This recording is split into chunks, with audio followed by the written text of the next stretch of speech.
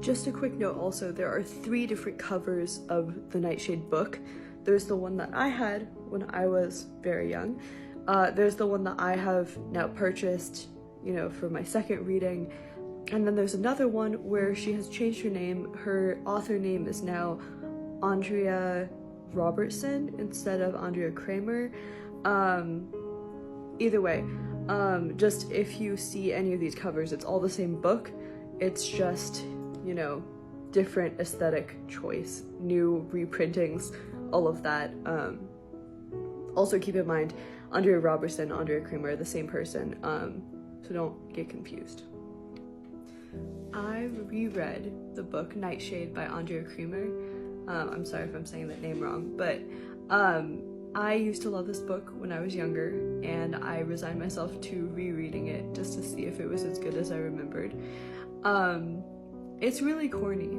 There's a love triangle, which I really like, and it kind of surrounds an alpha woman in a patriarchal society. There's a class system, and the plot of the first book is that there's a mysterious new student that's trying to overturn the order of things. So what's funny is now that I have read Thomas Hobbes as a political science student, this entire book series seems totally dedicated to him. Like, what if we had an ode to Thomas Hobbes that was set in the Omegaverse and centered around a love triangle? It was like someone read Thomas Hobbes and was like, but what if we made a fan fiction?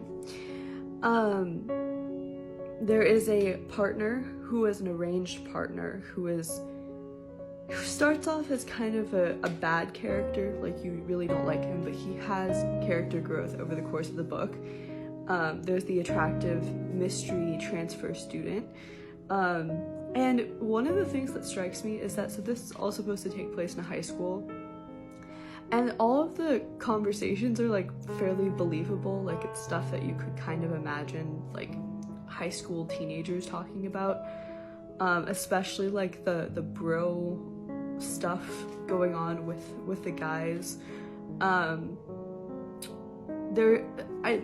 one critique is that often the inciting incidents seem very like forced and abrupt, like instead of it's like the telling rather than showing thing, where it's suddenly like, and we need to do this because of this, and so and so told us to do this, and that is why we are doing this. It's like, okay. I will say there's a pretty good plot arc. Those inciting incidents aside, the actual incidents come at good times, and there is a nice kind of rising action, you know, climax and then falling action, while also ending on a really great cliffhanger that perfectly sets up the second book. There's a lot of suspense and plot twists, deep lore.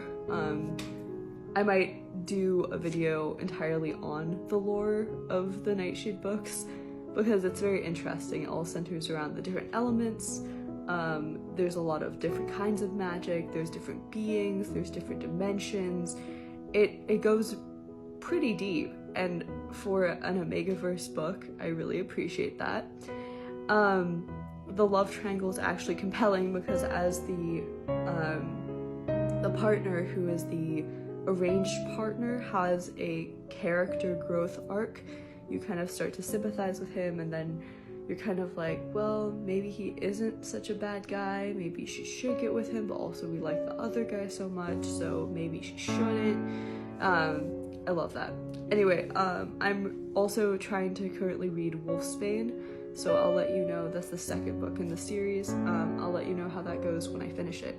But Nightshade itself, the first book, I will say it's a lot more tame than I remember it. Maybe I've just read a lot of Omegaverse books since then.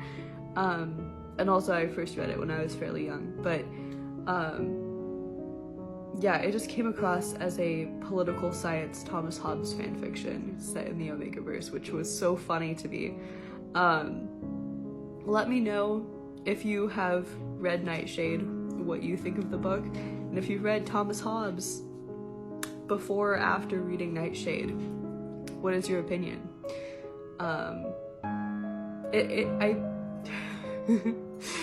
was a very strange realization to come to, especially since, like, the quote that's at the beginning of the book is a Leviathan quote, and throughout the book there's like these forbidden quotes that are from Thomas Hobbes, and Thomas Hobbes is forbidden reading material. It's like, okay, interesting. But let me know what you think, because I feel like I can't be the only one who felt it was kind of strange how much this book focused on Thomas Hobbes.